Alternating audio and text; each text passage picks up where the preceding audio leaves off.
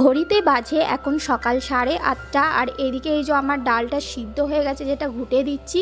আর এদিকে খাতা পেন নিয়ে বসে গেছি আমি ফর্দ লিখতে, মাসকাবাড়ি বাজার লিখতে। আসসালামু আলাইকুম বন্ধুরা, সবাই কেমন আছেন? আমিও খুব ভালো আছি। ব্লগিং উইথ ম্যারোজে একবার সকলকে স্বাগত জানাই।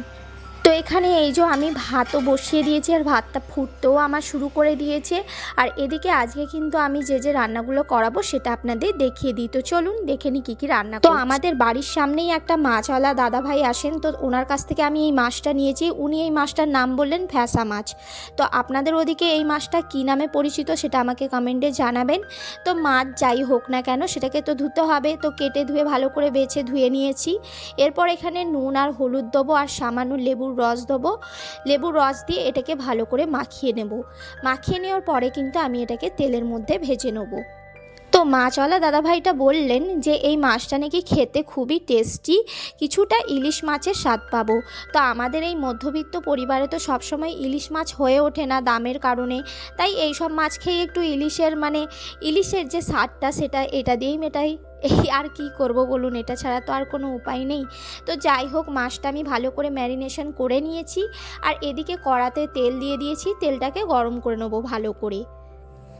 তো একবার দাঁড়ান, ভালো করে নাড়িয়ে চারিদিকে কিন্তু তেলটাকে ছড়িয়ে দিলাম। এরপরে কিন্তু মাখিয়ে রাখা মাছগুলোকে একে একে দিয়ে দিচ্ছি।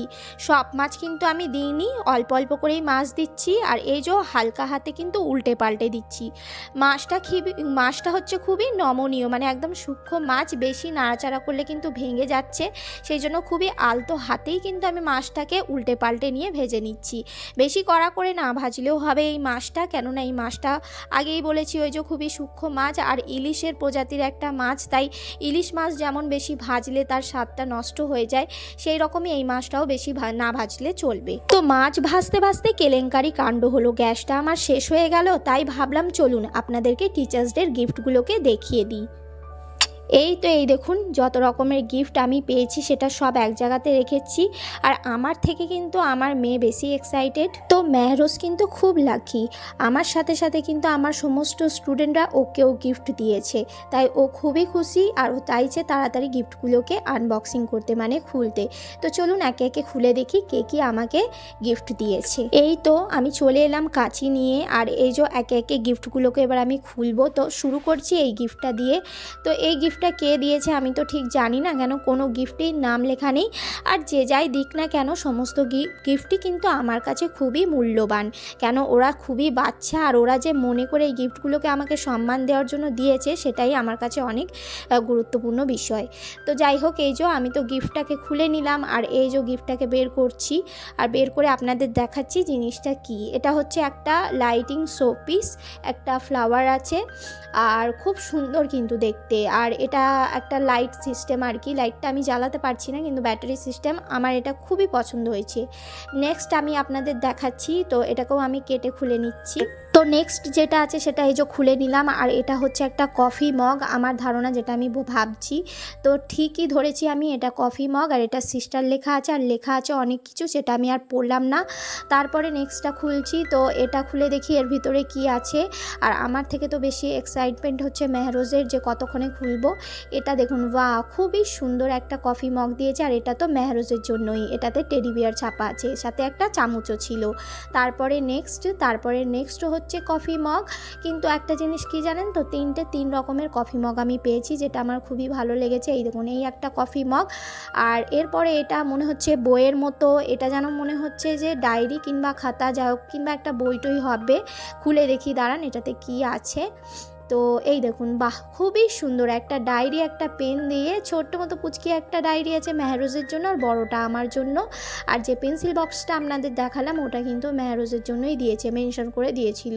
আর এটাও মনে হচ্ছে পেন। আর আমার কাছে কিন্তু পেনের মতো গিফট কোনো হয় না, পেনের মতো মানে মূল্যবান জিনিস কিছুই হয় না।